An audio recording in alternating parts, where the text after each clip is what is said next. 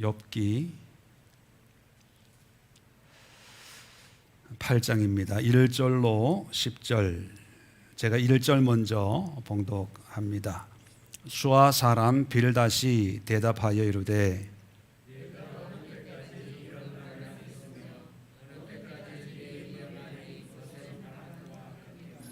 하나님이 어찌 정의를 굽게 하시겠으며 전능하신 이가 어찌 공의를 굽게 하시겠느냐.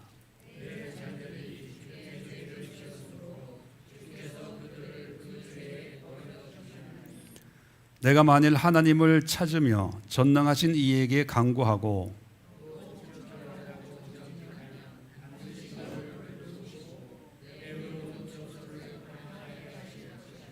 내 시작은 미약하였으나 내 나중은 심히 창대하리라.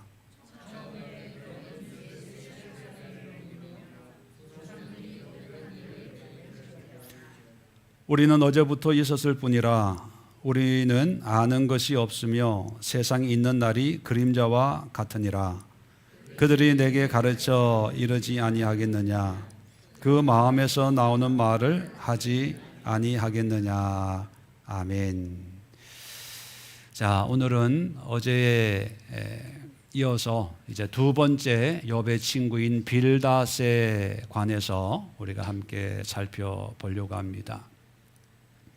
엘리바스를 통해서 경험에 갇힌 하나님, 물론 경험이라고 하는 것이 오직 영적인 체험만이 아니라 우리가 가지고 있는 어떤 관념, 관점, 틀, 어떤 나만이 가지고 있는 어떤 신앙의 모양과 모습을 통칭해서 어떤 경험적인 것.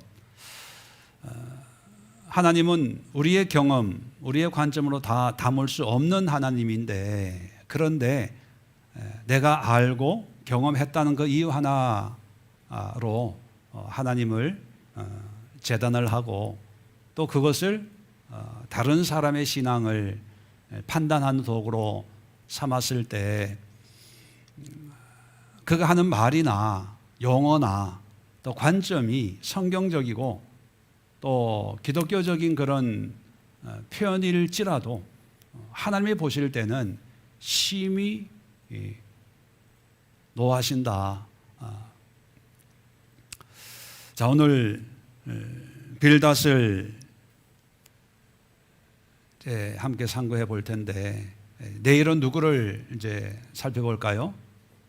소발. 그러면 이제 끝이 21일이 끝이 됩니다. 끝날 때마다 제 마음은 이제 시원하다는 그런 느낌보다는 좀 이렇게 아쉽다는 그런 느낌이 듭니다. 그 아쉬움의 내용은 짧아서가 아니라 과연 우리 성도님들이 이 욥기를 통해서 어떤 걸 깨달았을까, 또 바르게 깨달았을까, 또 단순히 욥기의 내용을 좀 아는 것으로 끝나는 게 아니라, 욥기는 어떤 책이라고 말씀드렸죠? 하나님의 EBS, 하나님을 배우는 책이지 욥을 배우는 책은 아니거든요.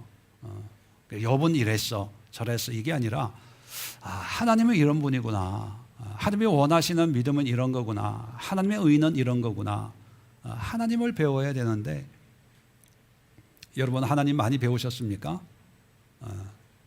하나님을 알면 내가 보여지는 거예요. 하나님을 모르니까 내가 안 보이니까 내 경험으로 이제 판단하고 정죄하게 하는데, 하나님을 만나면 내 모습이 이제 보여지기 때문에 겸손하게 되는 거죠. 자, 오늘 빌닷도 2절에 보면 내가 어느 때까지 이런 말을 하겠으며 어느 때까지 내 입의 말이 거센 바람과 같겠느냐. 이제 욥이 하는 얘기를 이제 엘리바스의 말에 이제 욥이 대답을 했잖아요. 거기에 이제 내 입의 말이 거센 바람과 같다. 의미 없는, 실체가 없는 그런 말만 한다. 이렇게 이제 화를 냅니다. 자, 3절에 하나님이 어찌 정의를 굽게 하시겠으며 전능하신 이가 어찌 공의를 굽게 하시겠는가. 자, 공의와 정의, 우리가 많이 알고 있는 그런 용어잖아요. 빌닷도 하나님의 어떤 신앙적인 성경적인 그런 용어를 사용해서 하나님의 공의와 정의가 어떻게 굽겠느냐, 이렇게 변질되겠냐. 변질되지 않는다. 하나님의 공의와 정의는 한결같이 어떤 사람의 영향을 받지 않는다. 맞는 말이죠. 정답이에요. 근데 문제는 이런 신앙적인 지식이나 관점이 어떤 뿌리를 가지고 있는가, 이걸 봐야 되는 거죠. 말하는 것만 들으면 어떤 경우에는 이단이 하는 말이 더 은혜로울 때가 있어요. 어떤 경우에는요, 스님이, 인터넷 이런 데 보면 스님이 강좌하는 게 있더라고요. 우문현답 뭐 이런 그런 게 있어요. 무슨 스님이죠? 아주 뭐 인기가 좋은, 그 고민 상담도 해주고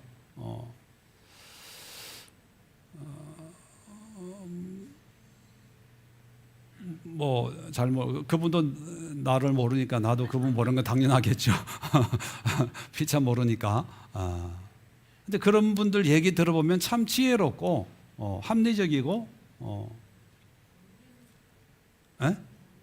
법륜 스님 참 맞다 무릎을 칠 때가 있습니다. 그런데 말만 맞아서는 안 되고 그 말이 만들어지는 어떤 그 내면의 뿌리를 살펴봐야 돼요. 사기꾼의 말 들으면 얼마나 그럴듯해요. 근데 그 속의 뿌리는 뭐예요? 속이려고 하는 거죠. 자, 4절 한번 볼까요? 내 자녀들이, 이제 욥의 자녀들입니다.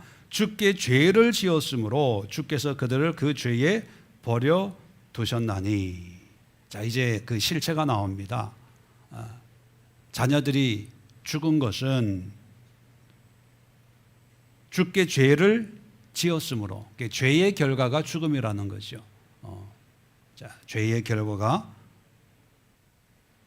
죽음으로 이제 결론이 났으니까, 그러니까 너도 안 죽으려면 어떻게 해야 되냐? 5절에 내가 만일 하나님을 찾으며 전능하신 이에게 간구하고 또 청결하고 정직하면 반드시 너를 돌보시고 내 의로운 처소를 편안하게 하실 것이라. 자, 지금 이 빌닷이 하는 하나님을 찾고 간구하고 청결하고 정직하다는 것은 뭐냐면 바른 생활을, 착한 생활, 율법적인 그런 생활을 하면 이제 너를 돌보시고 의로운 처소를 평안하게 하실 것이라, 삶을 회복해 주실 것이라는 거죠. 그러면 이 하나님을 찾고 간구하고 바르게 사는 이유는 뭘까요? 하나님의 심판보다는 하나님의 은혜를 누리기 위해서. 그죠? 자, 이것을 우리가 간단하게 인과 응보, 이런 말 많이 들어봤죠? 다시. 인과 응보.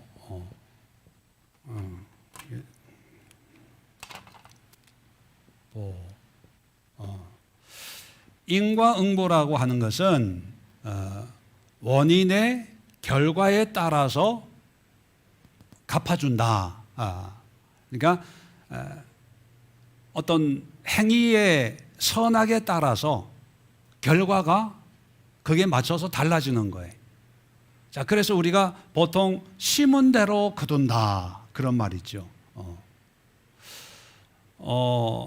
이 인과응보라는 이 개념은 전에도 말씀드린 것처럼 불교에서 나온 말이에요. 불교. 불교에서 나온 어떤 그런 용어이기 때문에 우리 기독교에서는 인과응보라는 말보다는 보응이라는 말을 써요. 보응, 하나님의 보응, 갚아주신다. 자, 그래서 이 보응의 원리는 특별히 이제 신명기를 읽어보시면 아주 간단하게 너희가 내 말에 순종하면 복을 받고 순종하지 않으면 저주나 심판을 받게 된다. 이런 말씀이 있어요. 자, 그런데 이 빌닷은 욥에게 처음부터 이 인과응보의 원리를 적용을 하면서 아이들이 죽었다. 그 죽음의 결과는 뭐 때문이라고 얘기하는 거예요? 죄 때문에 그렇다. 죄가 있으니까 그 결과는 당연히 죽음이다. 그러니까 너의 이 질병과 고난의 원인이 뭐다? 죄다라는 거죠. 그러니까 하나님을 찾고 이게 바람이 불어서 넘어갔네. 자, 하나님 5절 6절 보면 하나님을 찾고 간구하고 청결하고 정직한 삶을 살아야 될 이유는 뭐 안 받기 위해서? 심판 안 받기 위해서. 왜?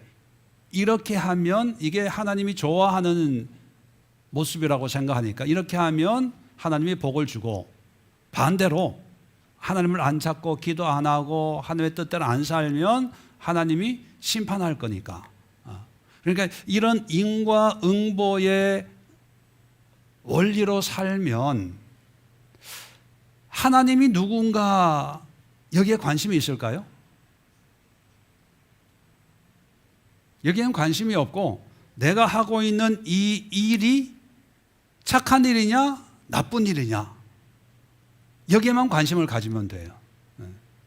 착하게 사냐 착하지 못하게 사냐 바르게 사냐 바르지 못하냐 이게 중요한 거지 사실 하나님의 마음 하나님의 생각 이거는 중요하지가 않는 거지요.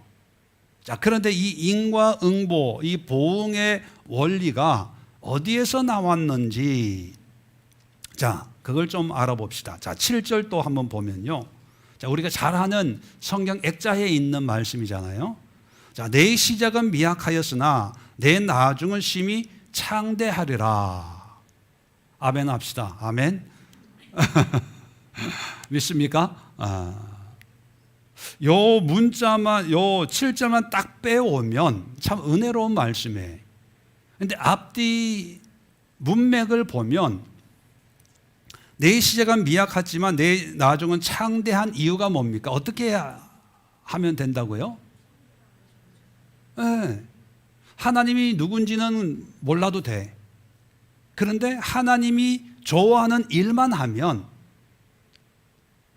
지금 이렇게 다 무너졌지만 이게 시작이라고 하는 것이 이제 지금의 이 처참하게 무너진 이 삶으로 이제 지금 이제 시작하는지 정말 미약하잖아요. 희망이 없고 소망이 없는 그런 상황 아닙니까?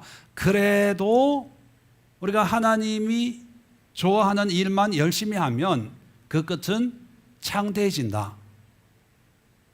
그 말이에요. 다시 말하면 인과응보를 적용하는 어떤 그런 신앙에 대해서 얘기를 하는 거죠. 근데 이 얘기를 우리는 은혜 받지만 하나님은 뭘 받을까요? 열받아요. 분노하는 거예요. 왜 그런지 조금 이따가 말씀을 드릴게요. 자, 8절 9절이 이 인과응보 보응이라고 하는 이 개념이 나온 이 빌닷의 어떤 신앙의 뿌리 역할을 하는데 8절 청하건대 너는 옛 시대의 사람에게 물으며 조상들이 터득한 일을 배울지어다. 이걸 한마디로 전통이라고 그렇게 부르는 거죠. 전통.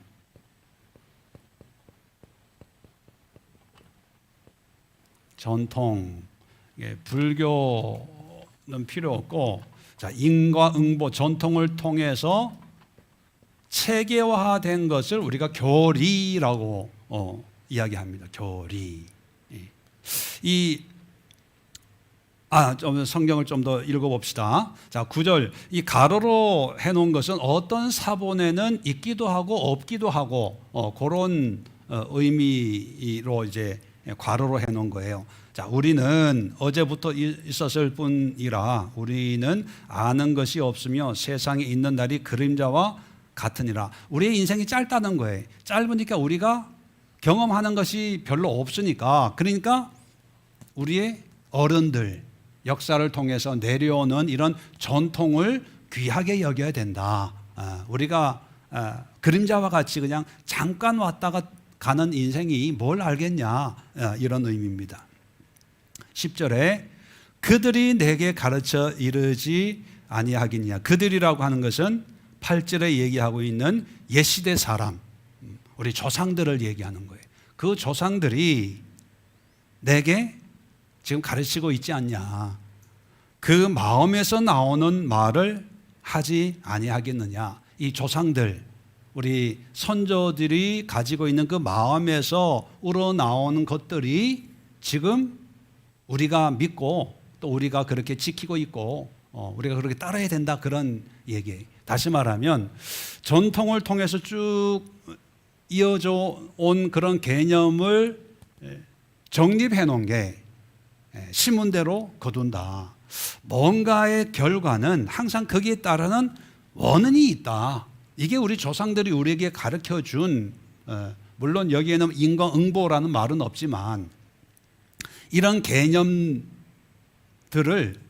이제 빌닷은 이제 어떤 신앙의 기준으로 보는 거죠. 교리. 교리라고 하는 게 뭐 신학도 있고 교리도 있지만 가장 간단하게 표현하면요, 성경에서 말하는 하나님에 대해서 체계적으로 정리해 놓은 그런 개념들을 우리가 교리라고 하는데, 쉽게 비유적으로 얘기하면 제가 이제 있는데 저에 대해서 모르는 사람들이 있기 때문에 제가 저에 대해서 소개서를 이렇게 써요. 저의 고향, 어떻게 목사가 되고 또 공부는 어디서 하고 또 목회는 어떻게 하고, 그죠? 저에 대해서 그래서 그것만 보면 이 교회 담임 목사님은 이런 분이구나.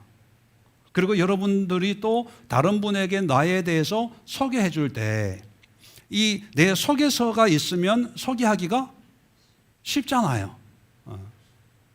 뭐 이렇게 하고 이렇게 하고 이런 공부하고 저런 공부하고 뭐 교회는 뭐 어떻게 개척을 하고, 참 쉬워요. 유익해요. 자, 그 어떤 소개, 유익한 하나님에 대해서 정리해 놓은 것, 그것이 교리예요. 이 교리를 알면 하나님이 이런 분이구나, 신앙이 이런 거구나, 참 일목요연하게 알 수가 있죠. 자, 인과응보. 신명기를 다 이해는 못하지만 누군가가 하나님은 믿으면 복을 주고 안 믿으면 심판하니까 우리 열심히 믿읍시다 라는 그런 의미로 보응의 하나님이다, 이렇게 교리를 만들어 놓은 거죠. 자, 그래서 이런 교리가 시간이 가면 갈수록 이제 사람들의 머릿속에 이제 자리를 잡게 되다가, 이제 빌닷 같은 경우에는 좋은 일이 일어나면 어떻게 볼까요? 기도 많이 하고 헌신 많이 하고 믿음 생활 열심히 하니까 하나님이 복을 주시는구나, 뭐 그렇게 생각하는 거죠.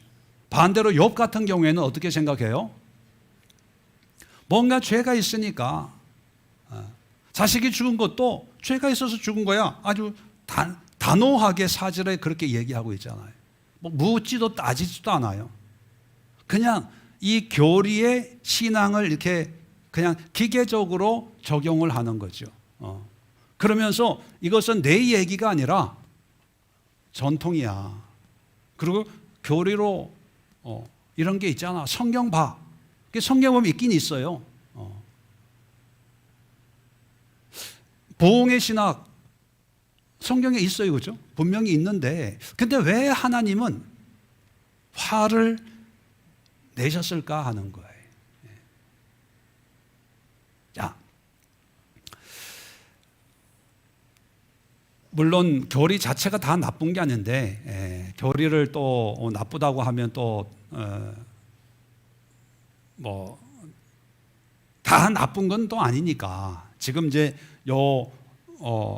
보응이라고 하는 요 교리 하나만 놓고 보면 왜 나쁘냐면 이게 틀린 건 아니에요. 맞아요. 있어요. 성경에. 그런데 빌다시 이 교리를 잘못 사용하고 있는 거예요. 또 잘못 적용하는데 몇 가지 실수가 있습니다. 첫 번째 뭐냐 하면 이 보응의 이 교리 전통을 기계적으로 사용한다는 거예요. 기계적. 이게 묻지도 따지지도 않고 모든 케이스에 기계적으로 상황과 여건은 모두 다 다르잖아요. 다양하잖아요. 하나님 역사하시는 또 하나님의 어떤 섭리나 계획들이 다 있고 또 사람들이 뭐 고난당한다고 다 벌 받는 것도 아니고 만약에 빌다처럼 하나님의 어떤 보응의 교리가 기계적으로 다 적용된다면 여러분들 자신 있으세요? 예? 자신 있어요? 다 자신 없어요. 자, 그 결과 어떻게 되냐면 신앙이 두려움으로 순종하는 거예요. 무서워서 벌 안 받으려고. 그러니까 어떤 카리스마가 있는 거짓 지도자들이 써먹을 수 있는 아주 좋은 도구가 되는 거예요. 그리고 축복받는 사람이 있으면 무조건 하나님이 복을 주셔서. 왜? 순종해서, 목사 잘 섬겨서, 교회 헌신해서. 반대로 안 좋은 일 생기면 목사 뒤에서 욕해서, 교회 떠나서 뭐 이렇게. 그런데 여러분 성경을 보면 물론 보응하는, 심판하고 하나님의 어떤 말씀대로 이렇게 그런 것도 있지만 우리가 욥기를 통해서 하나님의 의를 이야기할 때 하나님의 의는 어떻게 임한다고 그랬어요? 내가 의로워서 의롭다고 해줘요? 아니면 여전히 불의한데 어떻게 한다고요? 기가 막히게 하시네. 여겨주시는 거예요. 자, 여겨주는 거에 이 보응이 적용될까요? 그건 보응하고 전혀 관계없는 거예요. 안 맞아요. 아니 죄인인데 어떻게 여겨줘요? 사도 바울같이 예수를 핍박하는 사람인데 또 스데반을 죽일 때 거기에 가담했던 사람이거든요. 그런데 어떻게 하나님이 그 사람을 일꾼으로 써요? 죽여야지, 지옥 보내야지. 근데 성경을 보면 죄가 더한 곳에 은혜가 있다고 이 보응의 원리가 적용 안 되는 게 숱하게 많아요. 그 대표적인 증거가 누굴까요? 우리잖아요. 네. 아나니아 삽비라처럼 헌금 좀 하겠다고 했다가 좀 띄어먹었어.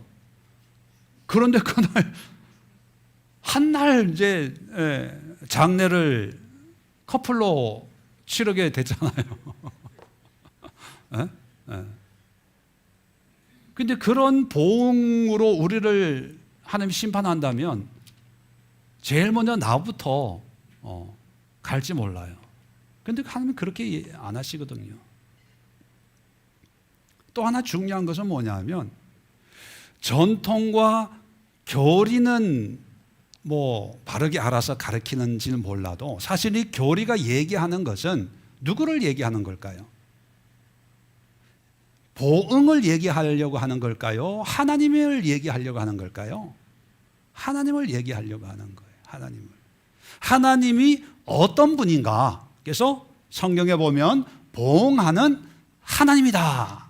이게 하나님이 어떤 분인가에 관심이 있어야 되는데 시간이 지나면서 이 전통이라는 게 시간이 지나다 보면 이제 빠질 건 빠지고 붙을 건 붙고 해가지고 하나님은 빠지고 보응만 남은 거예요. 그러니까 하나님은 어떤 분이냐? 착하게 살면 복 주시는 하나님, 나쁘게 살면 심판하는 하나님, 여기에 붙어 있는 하나님인 거죠. 무슨 의미인지 이해가. 그러니까 신학 교리의 위험성이 뭐냐 하면 자칫 잘못하면 흉기가 될 수 있어요. 흉기. 하나님에 대한 지식이 없고 교리적인 지식만 무장해가지고 모든 사람의 신앙을 교리로만 판단하는 거예요. 그래서 역사적으로 이런 교리 논쟁으로 기독교 역사에 숱한 비극이 일어났거든요. 중세 때는요, 무슨 일 가지고도 사람을 죽였냐, 마녀 사냥을 했냐 하면 촛대 위에 천사가 몇 명이 올라갈 수 있을까? 첫째가 뾰족하잖아요. 그 뾰족한 거기 위에 천사가 몇 명이 올라갈까? 여러분 아세요? 천사가 몇 천사가 올라갈 수 있는지 몰라요. 근데 그런 논쟁 때문에 내 주장에 반대하면은 죽이고 찬성하면 살리고 이런 역사들이 말도 안 되는 일들이 일어났다는 거예요. 우리가 성찬할 때 떡과 포도주를 마시는데 이 떡과 포도주가 예수의 몸이다, 피다, 그렇게 주장을 하는 사람이 있고, 아니다, 떡은 예수님의 몸을 상징하는 거고 피는 예수님의 보혈을 상징하는 거다.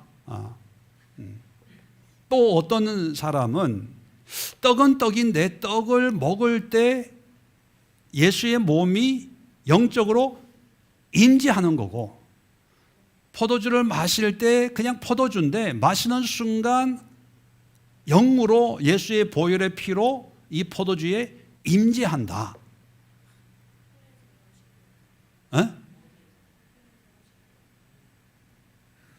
하여튼 이것 가지고 수백 년을 싸워요. 그래서 중세 때는 화채설 해가지고 진짜 떡을 사제가 주는 순간 이건 떡이 아니라 예수님의 진짜 몸으로 변한다. 화채, 변화할 화채, 몸체, 예수님의 몸이다. 사제가 주는 이 포도주는 그냥 포도주지만 주는 순간 예수의 피다. 이게 공식적으로 선포를 한 거예요. 그러니까 이제 문제는 뭐냐 하면 성찬식을 하고 난 뒤에 남은 떡과 포도주를 어떻게 처리할 거냐. 예수의 몸인데, 예수님의 피인데 버리냐? 아니, 예수의 몸을 어떻게 버려? 그러면 교회 그 주방에서 이제 준비하는 이런 분들이 먹냐? 아니, 어떻게? 그럼 누가 먹냐? 사제가 먹어요. 그러니까 이제 큰 교회다 보니까 이제 사제가 이제 고주망태가 되는 거죠.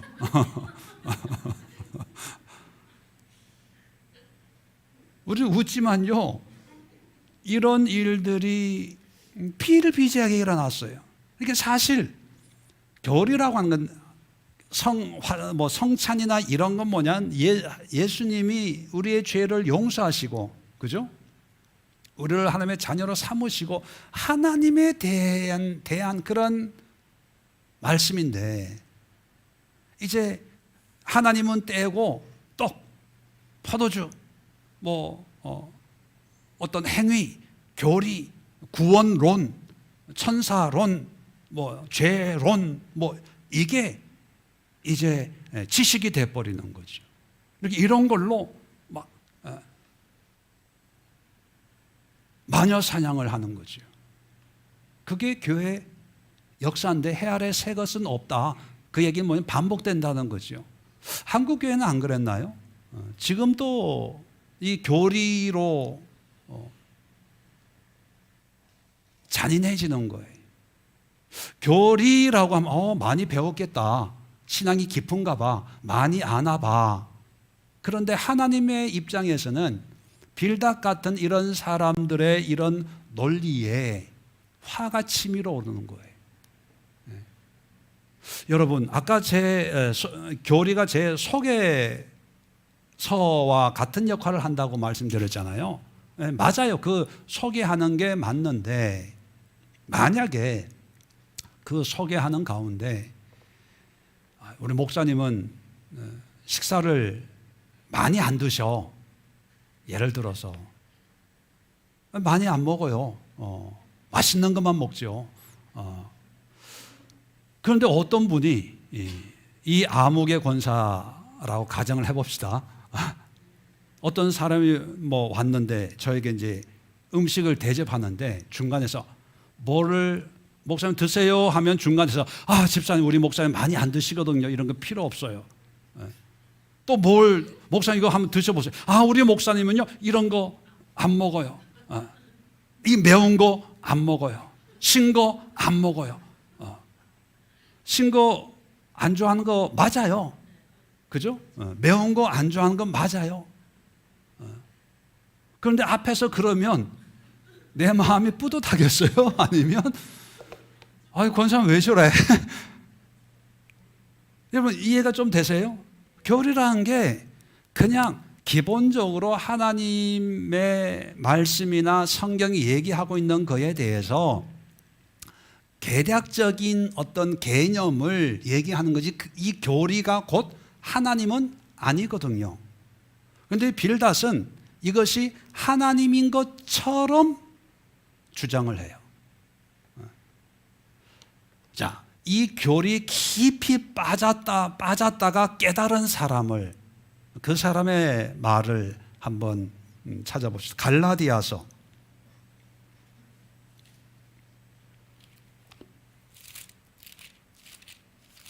1장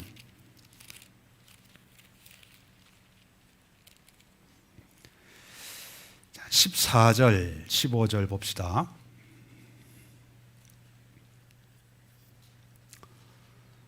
자, 갈라디아서 1장 14절 보면 이제 바울이 이제 자기의 어떤 그 간증을 하는 거예요. 과거에 자, 내가 내 동족 중 여러 영갑자보다 유대교를 지나치게 믿어. 자, 여기서 유대교라고 하는 거는 어떤 의미냐면 유대교가 가지고 있는 어떤 교리적인 걸 얘기하는 거예요. 유대교에서 가르치는 이 교리에 지나치게 믿어 내 조상의 전통에 대하여. 자, 전통과 교리예요. 그죠? 유대교의 전통과 교리를 지나치게 믿어 더욱 열심이었으나. 이게 이제 과거형이죠. 자, 그런데 예수님을 깨닫고 나서 그러나 15절입니다. 내 어머니의 태로부터 나를 택정하시고 그의 은혜로 나를 부르신 이가는 누굴까요? 하나님이죠. 하나님이 그의 아들을 이방에 전하게 하기 위해 그를 내 속에 나타내시기를 기뻐하셨을 때, 이게 이제 변화된, 하나님이 그를 내 속에, 그는 누굽니까? 예수님이죠.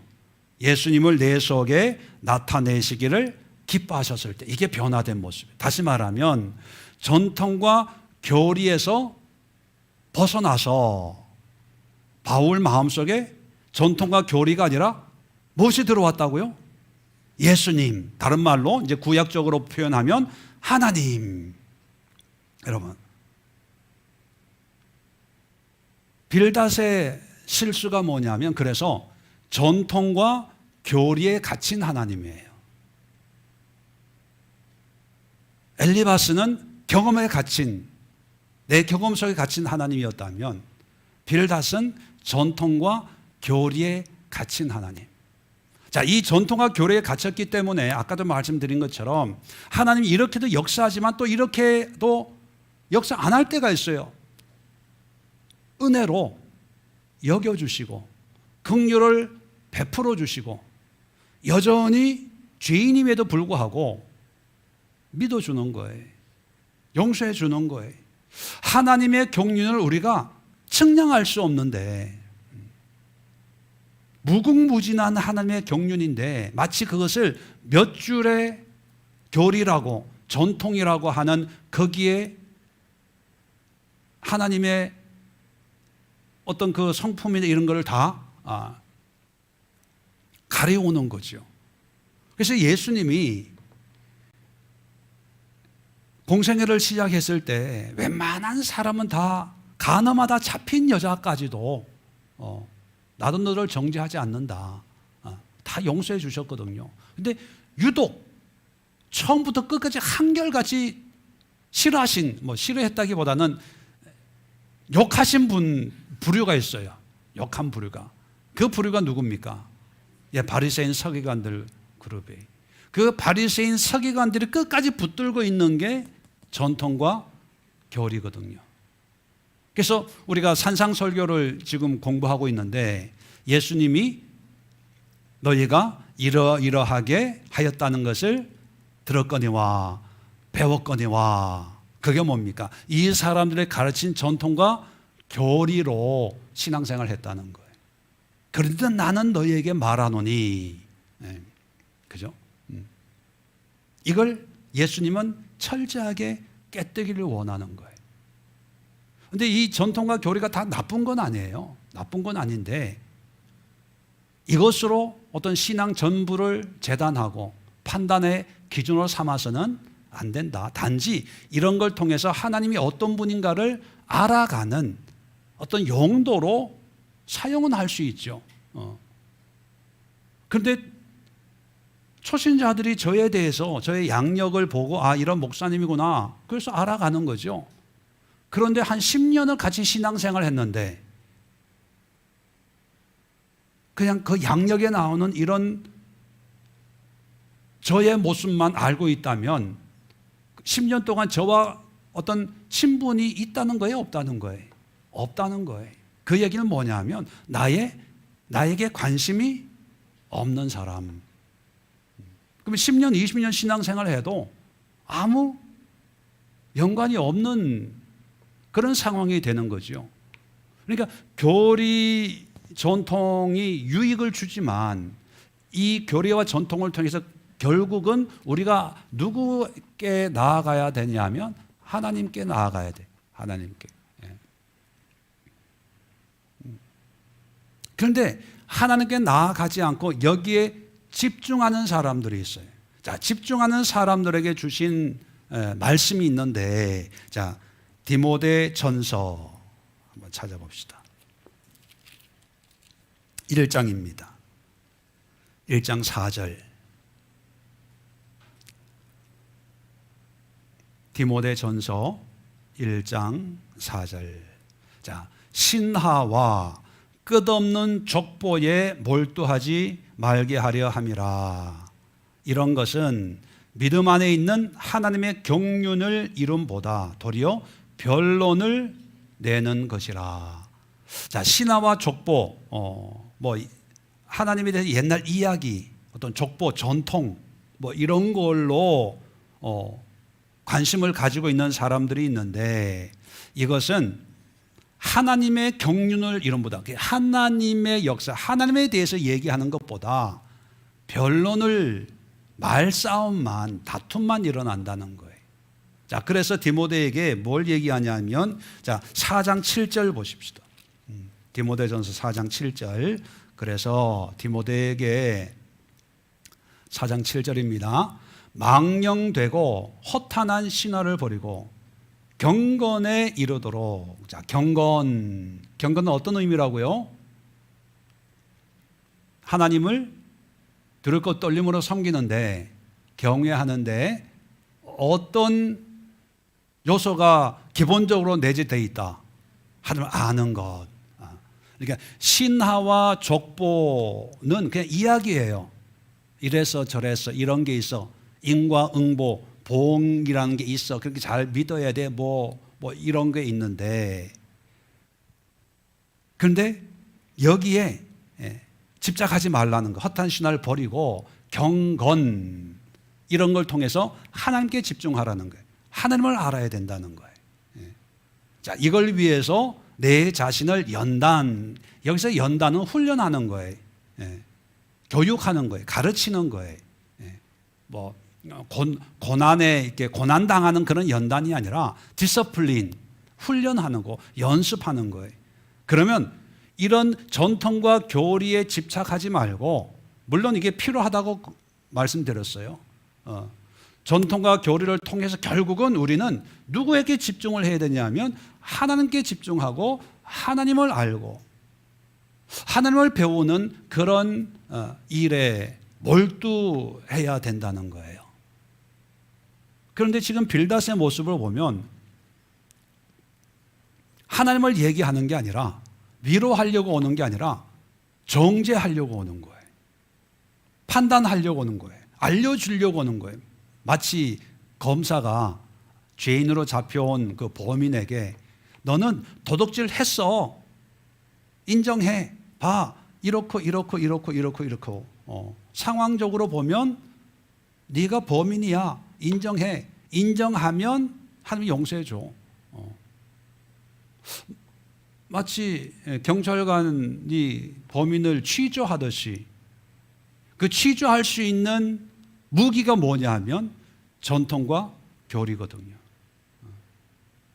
근데 하나님 입장에서 볼 때 나의 모습이기는 하지만 그것이 전부는 아니거든요. 나에게도 사랑이 있거든요. 자비가 있거든요. 인자가 있거든요. 원수를 사랑할 때도 있거든요. 꼭 고난이 죄로 말미암는 것은 아닐 수도 있거든요.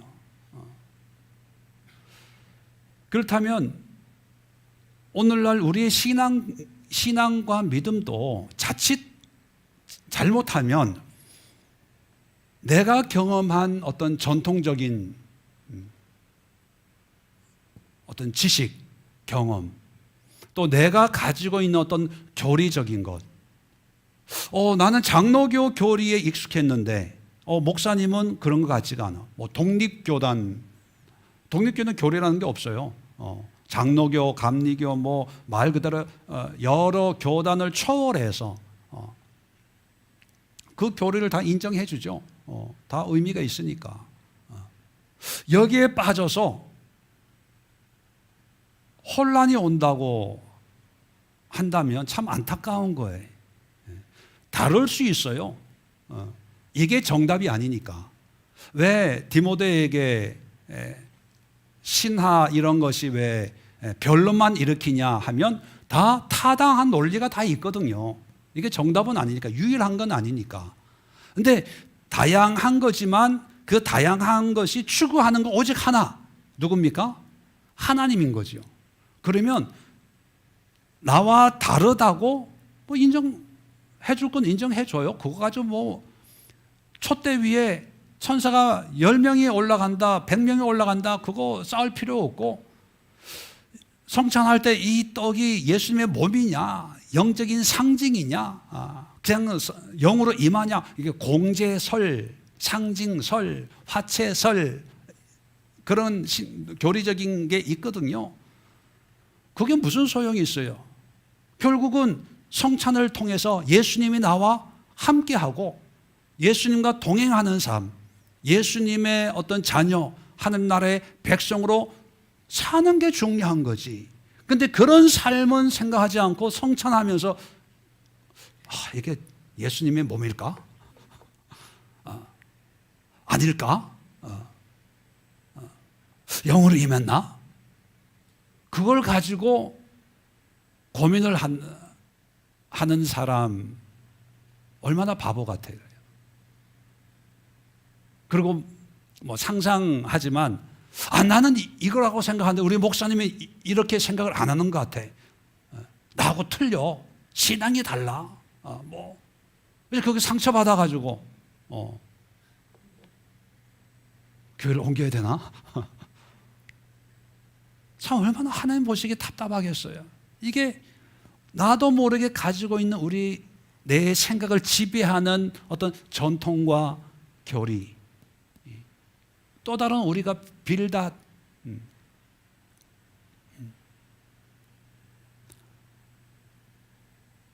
요즘에는 뭐 일반화가 됐지만 옛날에는 교회는 피아노, 풍금만 있고 기타가 예배 때 뭐 이렇게 드럼이 있고 이거 상상을 못 했잖아요.